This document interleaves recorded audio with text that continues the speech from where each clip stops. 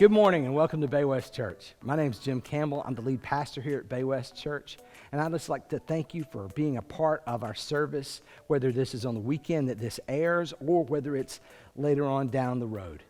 You know, I would like to say if you'd like to be a part of our church, we meet at 11:15 on Sundays in person, but you're also welcome to watch here as well. Our address is 100 Emerson Drive, Northwest, Palm Bay, Florida, 32907.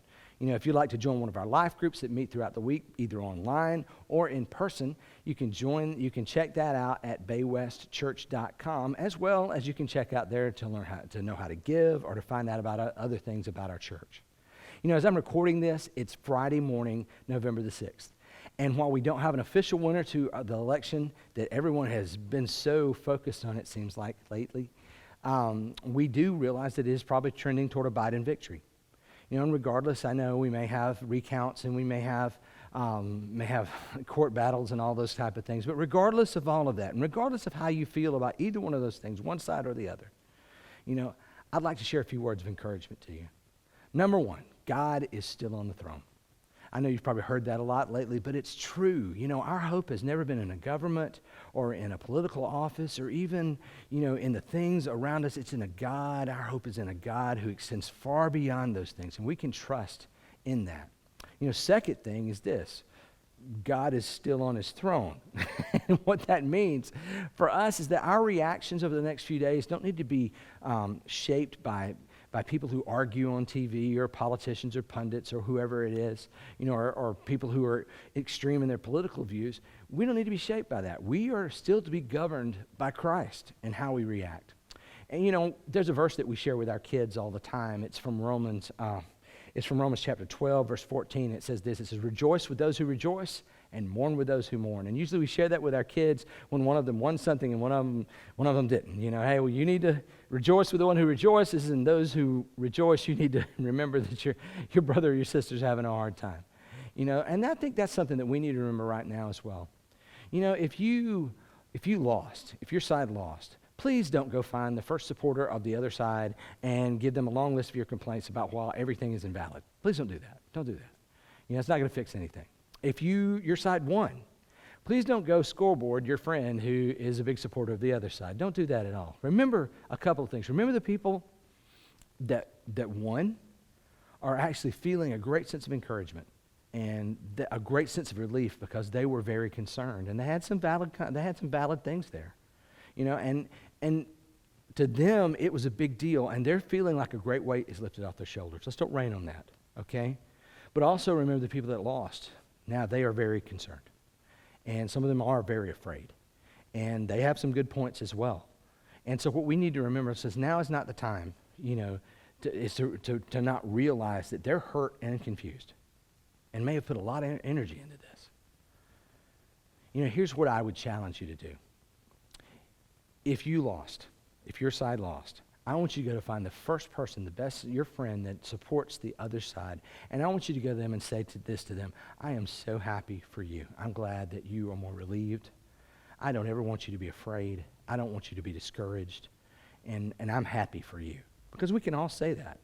And also, I'm going to tell them this, I'm going to be praying every day for the president. I will. And because I want him to succeed.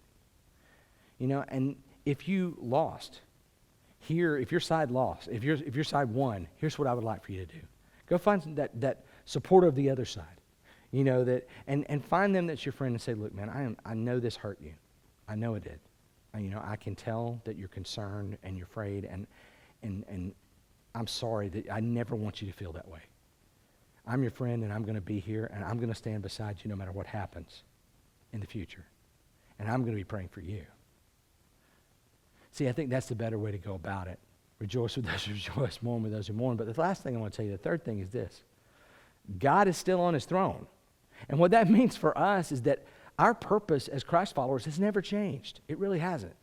You know, no matter what our circumstance is, our mission here is to glorify God with our life and to make disciples wherever we go, introducing people to Christ, helping people get closer to Christ. And no matter the circumstance, no matter the government, no matter the climate or the culture, our situation never changes. And we are to react in whatever's before us in a way that honors God and helps other people to know him.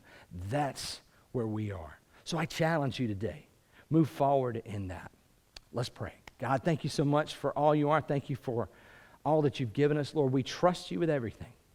God, we raise you up above all things, above governments, above culture, above, our preferences, above all those things. God, we put you first. And Lord, we praise you and we acknowledge that our hope is in you. And we look forward to the days ahead because you are in charge. And we want to see how you work in the middle of things. In your holy and precious name we pray. Amen.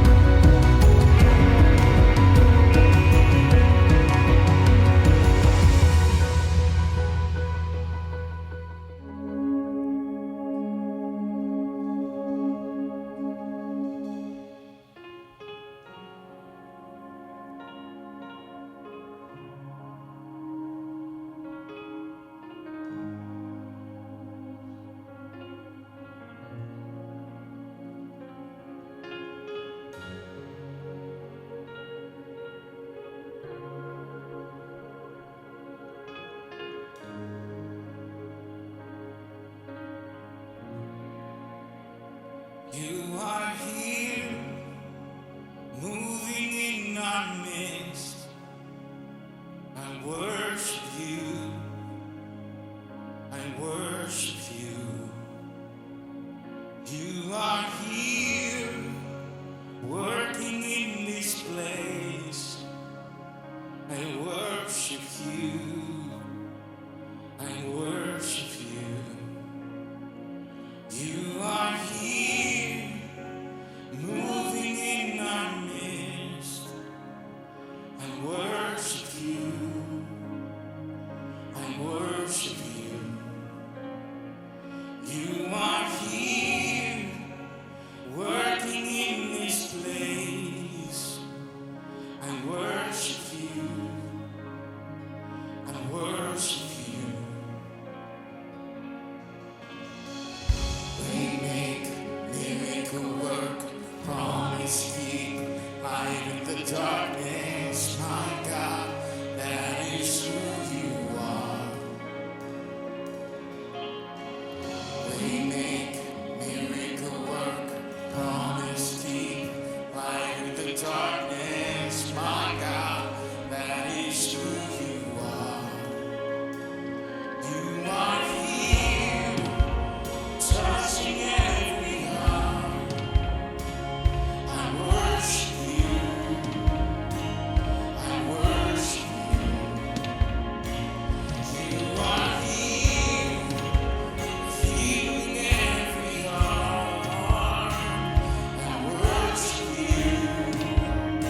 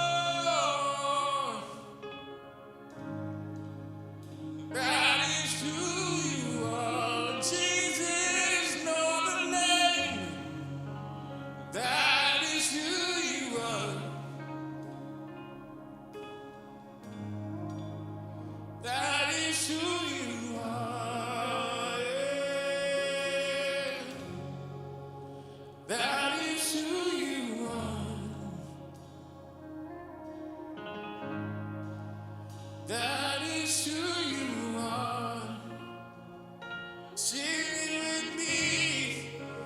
That is who you are. That is who you are. Oh, they make miracle worker, promise keep, light in the darkness. My God, that is who you are. We make miracle worker, promise keep, light in the darkness. My God, that is who you are.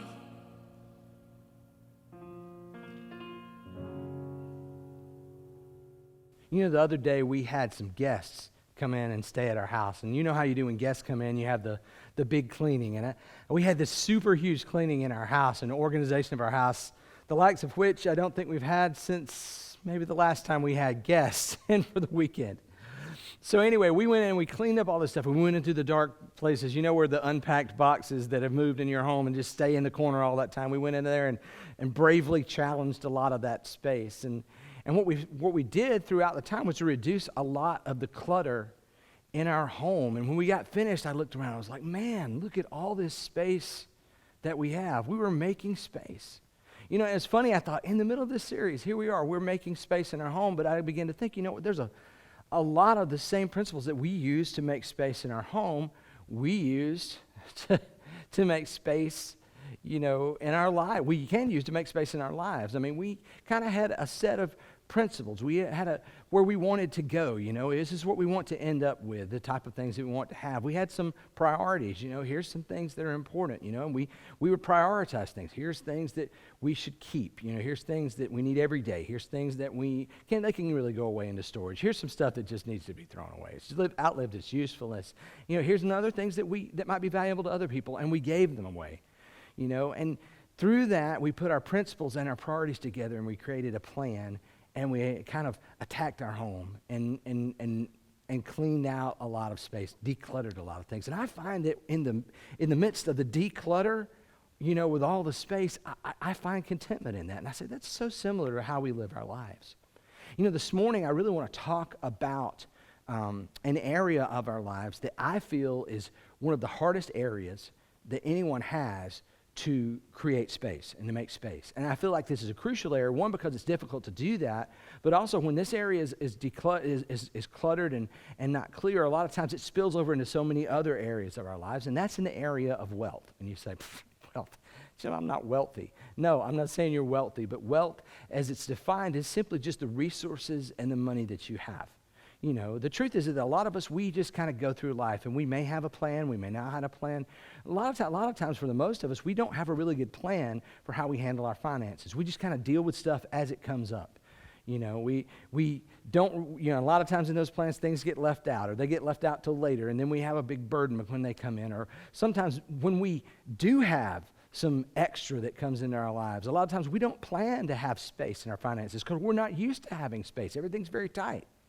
You know, and when we do have space, we end up kind of wasting it in a lot of ways. And we have to be careful, you know, with that because we're just not geared to work with a lot of space in the area of wealth. You know, but the Bible teaches a lot about how to handle your wealth and also about how to handle it in such a way that it honors God and it doesn't drive you nuts.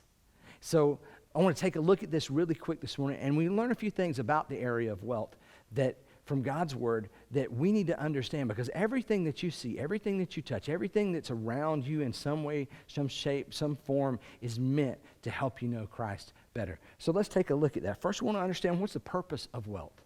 You know, Jesus spoke about money and possessions more than he spoke about heaven and hell combined, but by a large majority, our finances do not exist primarily to meet our needs. We think that that's what happens. You know, when the stuff that we have, the car that I drive, it's to meet my need to get to work and back, or to get to the store and back.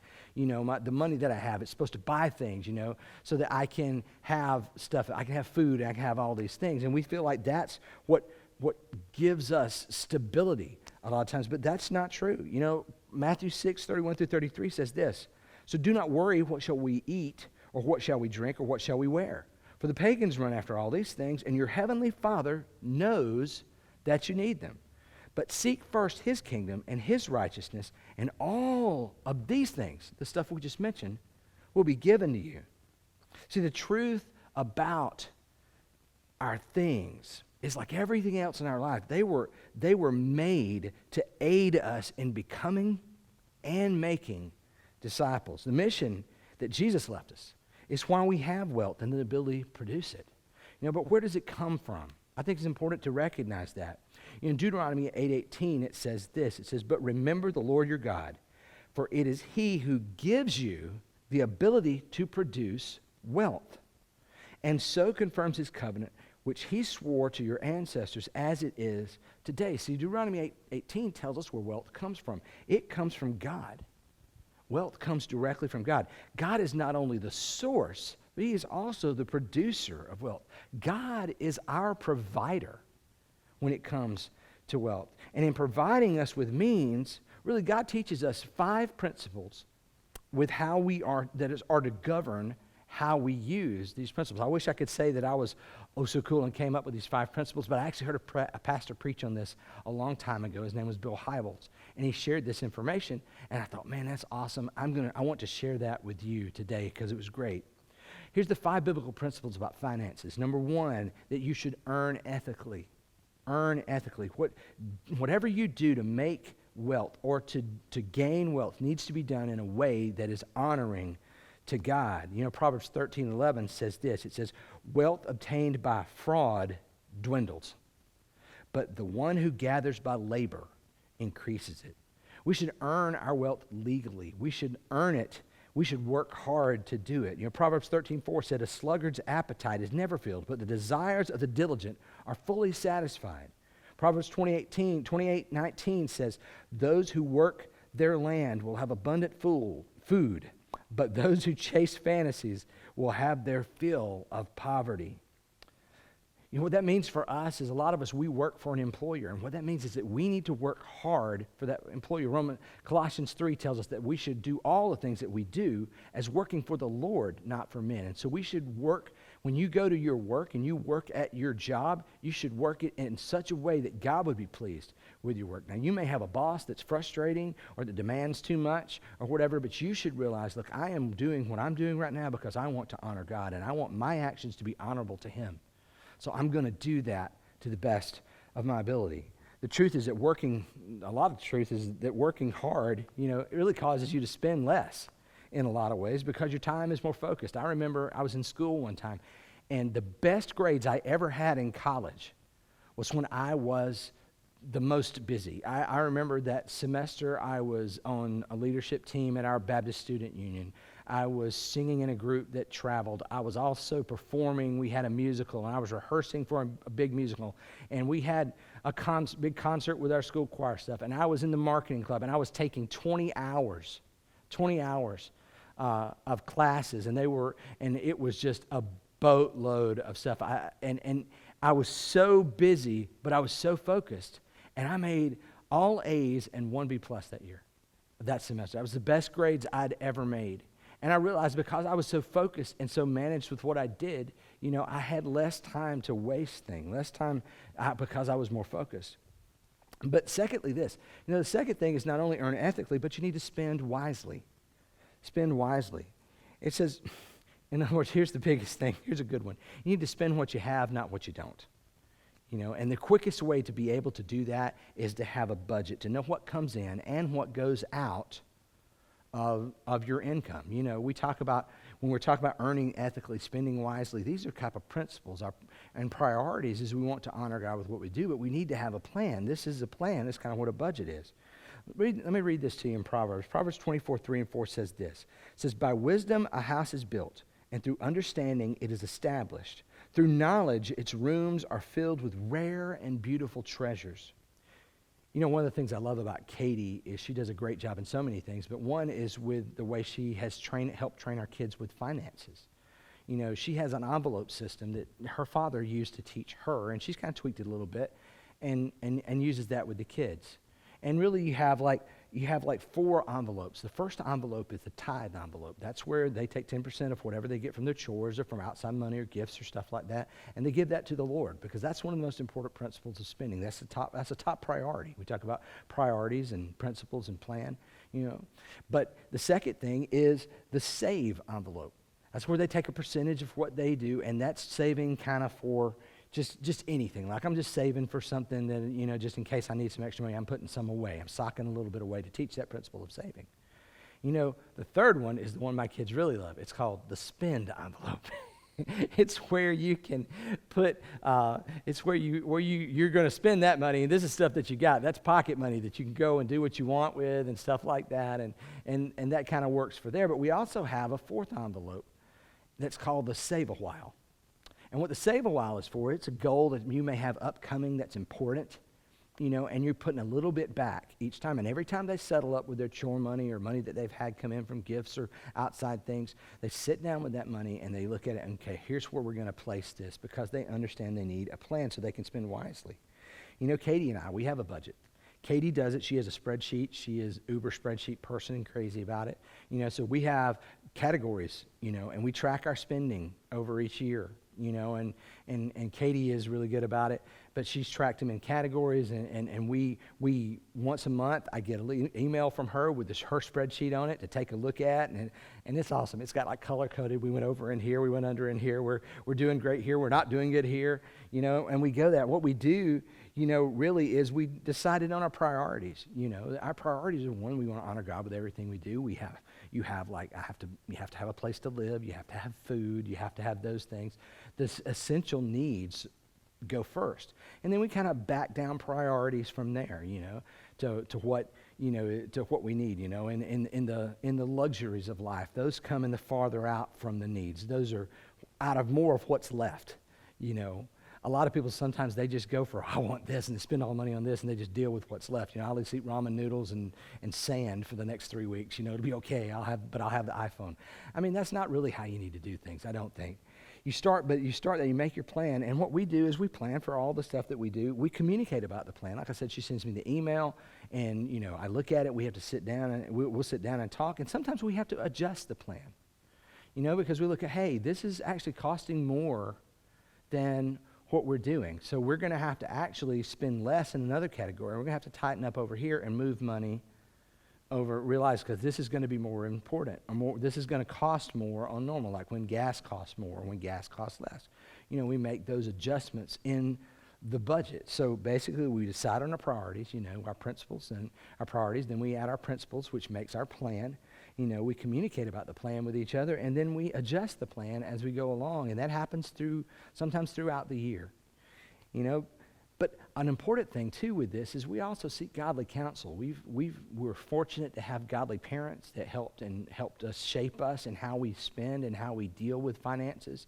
And there are times that we've sought counsel from other places, like Crown Financial Group or something like that. There's a Christian-based group that they have principles and books and materials about how to spend your money wisely.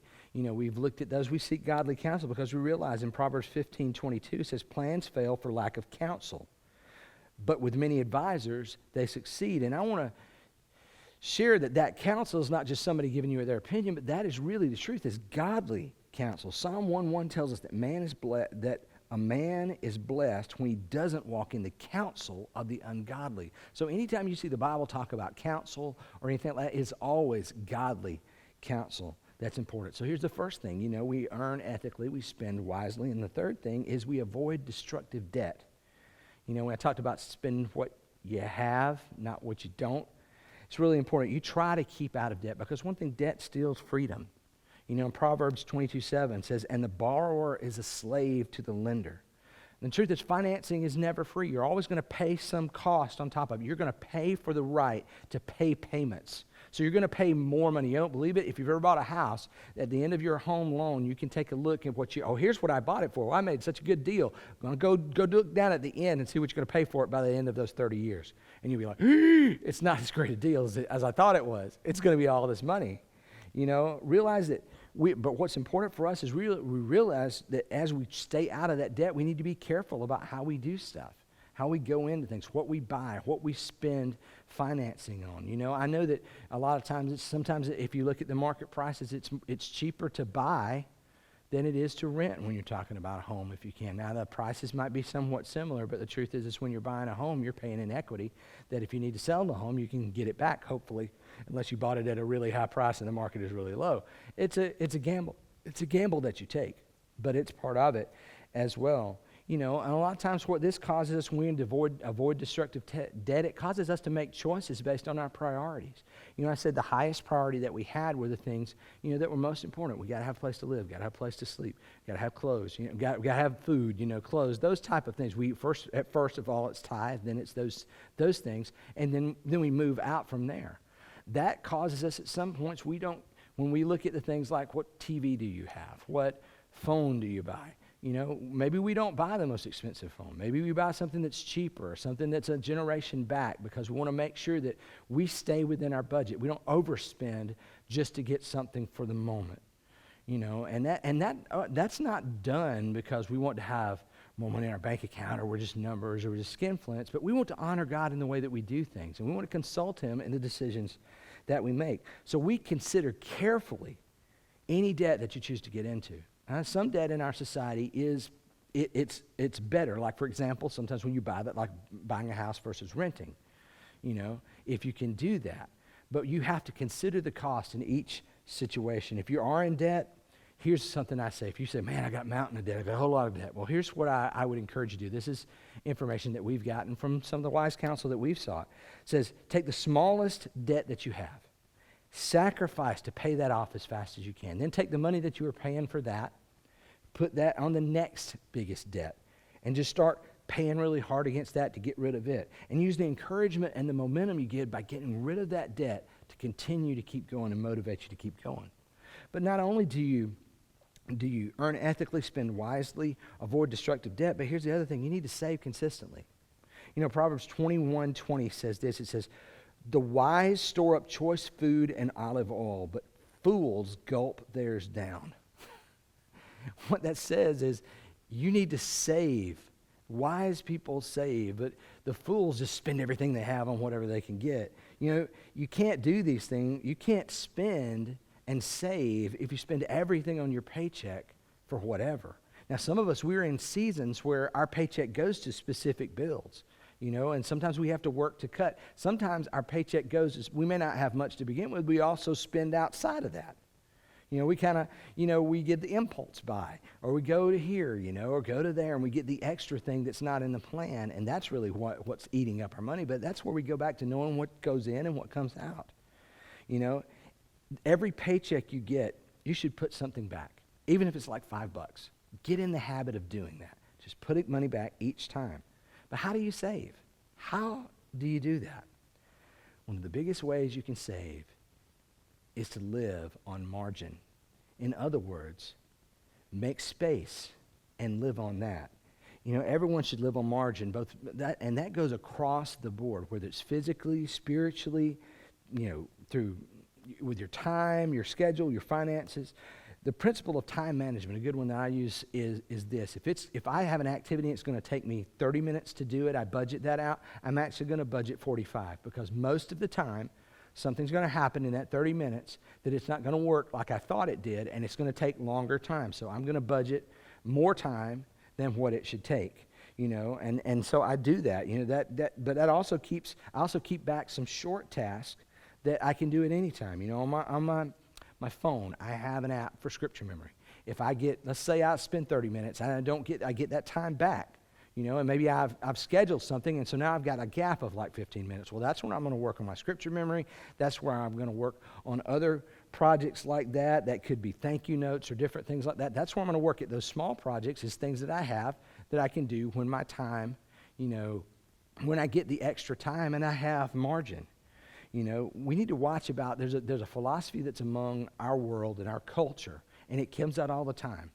And you may not say it, but you may find it somewhere in your heart when I tell you what it is. It's the I deserve philosophy.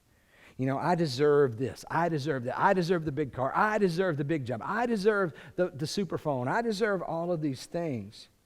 You know, and that has put more people over their head in finances than just about anything. You know, the truth is, if I could buy a home if I qualified for a home that was like, what, $200,000, it doesn't necessarily mean that I should buy a home that costs $200,000. Can I pay for the home? Looking at my budget, rather than what I deserve, it should be about what I have, you know, and more importantly, what is God telling me to do? See, that's where it really comes back to. When things are wise, it's when God's put first and we're seeking him, you know, in that. So when we look at that, you know, if the payment of the house is $600 a month and I can only make $400, then I don't buy this a house that costs $600 and just hope I'll figure it out some way. Unless I've consulted the Lord and the Lord has said, go for it, I've got a plan. You know, I remember my dad, he grew up very hard.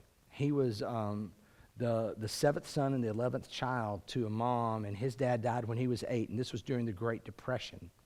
So he was in the poor place in Alabama, and he was one of 11 children. I remember he told me he would tell me, and this is real. I mean, you know, you hear about it. I walked to school uphill both ways. But my dad, he would have one set of clothes until he got bigger, and he would get hand-me-downs from his brother. You know, and what was funny, well, it wasn't funny, but the immediate person ahead of him was a sister. So sometimes he would have one set of clothes, and when his mom washed those clothes, he would have to wear one of his sister's dresses until the clothes were dry. And he said, I used to roll around that thing and try to tear it up. I mean, I hated it more than anything in the world. You know, I had to do that, but it's what we had. We had to do that. But my dad grew up hard, and he learned to save for things. And when he got older, he became a very successful man. And, you know, he had cows and land and farmed and all that stuff and managed his stuff wisely. But I remember my dad always saved. He never overspent stuff. I remember he got a fishing boat one time. And it was not like a huge fishing boat, but just like something to run around the pond. And I remember my dad could have bought it at any time, but I remember it took him 1.5 years to do it because he was a director with this organization. And to be on the board of directors, they gave them $50 a meeting, and he met once a month. So my dad took that $50 and put it back every month and waited until he had enough in his stash there to go buy the boat that he wanted. Now, could he have gone ahead and bought it on credit? Sure. Could he have? My dad honestly probably could have written a check for it, but that was the way Dad was. He just put it back. He had an ability to restrain himself and have discipline in that area, and that was outstanding. You know, one of the things that Katie and I do with our budget, because so that we aren't tempted to just overspend on an impulse buy, one of the categories in our budget is called fund money. And I can't remember if it's like 10 or 15 bucks, but after each check, we each get that much put in our fund money. And so that's part of money and it builds up over time, and we save for it, and we can spend for whatever we want. You know, that way we're not we check our fund money. You have enough fund money to do this? You know, and we'll go buy something for ourselves. You know, that way we don't have to, because I mean, I was always feeling, I don't know if I want to spend something because it's going to break the budget. Well, we just put a category in the budget for that. Okay, we can put 10, 15 bucks back each time, and that's what we can spend on anything we want to. You know, and that's anything from I've spent it on like PlayStation games to have Katie spend them on mission trips, different things like that, just all kinds of, we've given away and been generous to people with that. You know, that's also a category, though, if things get tight, that's what we stop. That's on the periphery. That's down the priority list. But not only are we're supposed to earn ethically, we're supposed to spend wisely, we're supposed to avoid destructive debt and save consistently. But here's the thing, even all of that, we do all of that, it creates space because we're supposed to give generously and obediently. First of all, we're supposed to give to God. Proverbs 3:9 says, honor the Lord with your wealth, with the first fruits of all your crops. You know, I mean, we always, luckily, were taught early, you know, we are to give back to God the tithe. And we have always kept that since we were both when we were single, Katie and I were single, and now that we've been married for 23 years. We've always do that first. The first money that comes in for us of our check, the first thing that comes in of anything we get from outside, even gifts. You know, if people were to give us money, we tithe off of that money and give that back to God because we believe that's done in obedience. Now, I know there's all kinds of reasons not to tithe. I totally get it. There's some people that go, I don't want to give to the church, because that's really where it's done. It's given to the church. I don't get to decide what it's doing. I kind of just give it, and I want to know. I want to have control of it. That's just, the truth is that's just an attempt to gain control, And some people say, well, I'm going to tithe to a charity or choose something that I identify with, and that'll be my tithe. I'll send it over there or send it over here. That's not really obedience. That's still trying to gain control. One of the things that we do with our tithe, one of the things that the greatest thing about it is that we're giving back to God and we're releasing control of that. Look here, God, this is for you. You take that. You use that how you want it. I trust you to meet my needs, and here you go. I give back to you because I'm grateful for what you've done for me, and I want to be obedient to you and honor you in what I do, so I give that back. Deuteronomy 14:23 says we bring the tithe to the designated place of worship, to the place the Lord chooses, the Lord your God chooses for his name to be honored. And why do you do that? Later on in that verse, it says, in Deuteronomy 14:23, it says, doing this will teach you always to fear the Lord your God. In other words, to respect, to put him first in your life. You see, giving to God is a part of your spiritual walk. It helps you remember where you got it from to begin with. And the truth is that we should not just only give generously and obediently to God, but we should also give it to others as well. Ephesians 4:28 says, let the thief no longer steal, but rather let him labor, doing honest work with his own hands, so that he may have something to share with anyone in need. I know you may be thinking, especially during this time, I think it's the hardest time to trust because we're coming out of a recession, we're coming out of a shutdown and all this stuff, and so many people have realized, just how fragile our work situations are. But the truth is, we could say, I can't do that. I don't have enough to be generous to others. I mean, you may even feel like people need to be generous with me. If they saw what I got, they wouldn't want to be that. I really feel for people in these situations because, I really understand how it's hard to break the pattern that the world has told us, is that we need to grab as much stuff as we can, and hold it and use it for us. It's hard to reverse that and to realize that, no, God says that it's better to give than receive.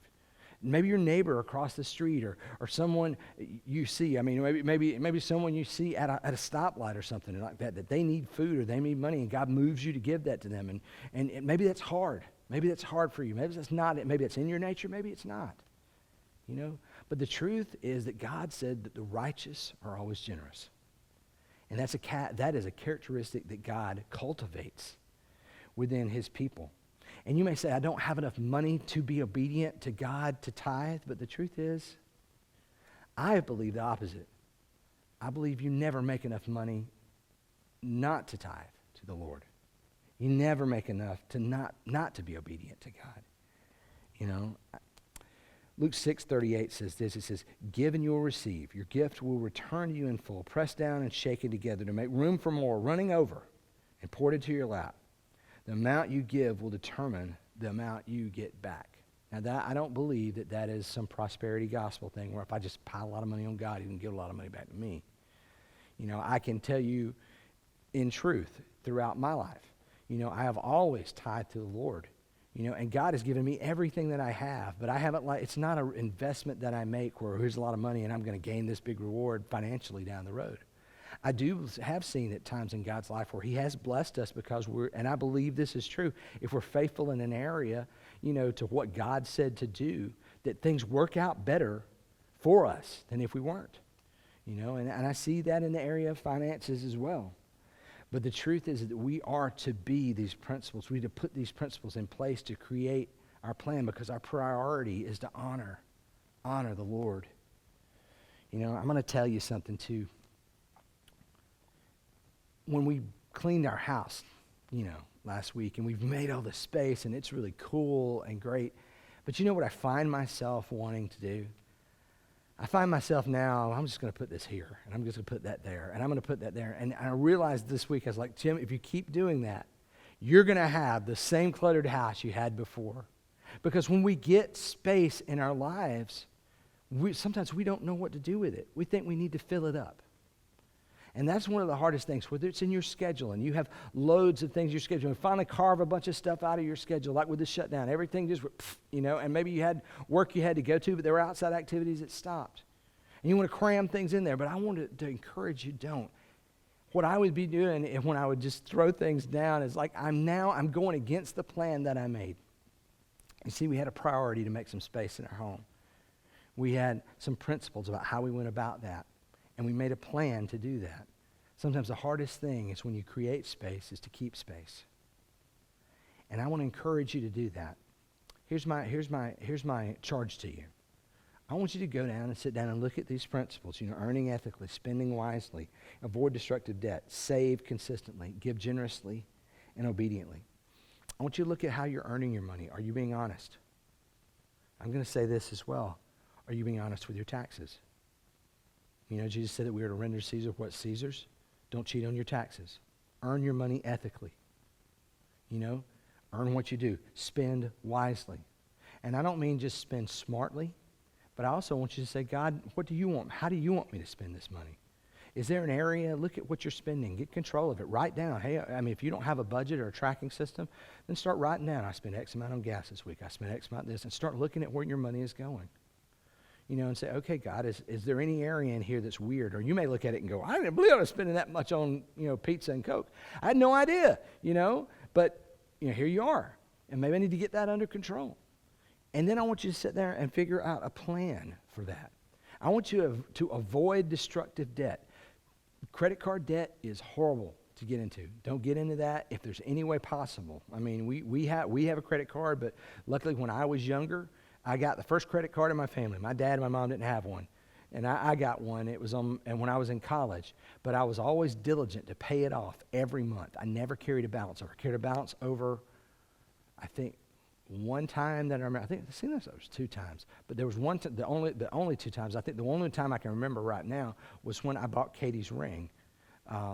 When we got married, I let $100. I carried a $100 balance over on my credit card, but I paid it back off the next month. And we've continued to do that, so we don't get hit with those outrageous financing charges. So we don't do that. So avoid that destructive debt. Be wise if you spend debt in our society. Make sure it's wise debt. Save consistently. No matter if you just $5, put something back. Develop the habit of putting something back and saving it. Learn, and give generously. I love Andy Stanley. He has some great things to say. One of the things he said, I live on 80% of my salary. I put 10% back for the Lord immediately right off the top. I do 10% to save. And he says, it's taken me a while, and then I have learned to cut down where I'm at and sacrifice to live on 80%, and I have a margin. And what if some emergency comes up? Well, that's why you save. That's why that's there. And an emergency comes up for that. Now, you may say, Jim, you don't realize my finances are a mess. I can't do that. I understand that. But you can begin to apply these principles of God's word now.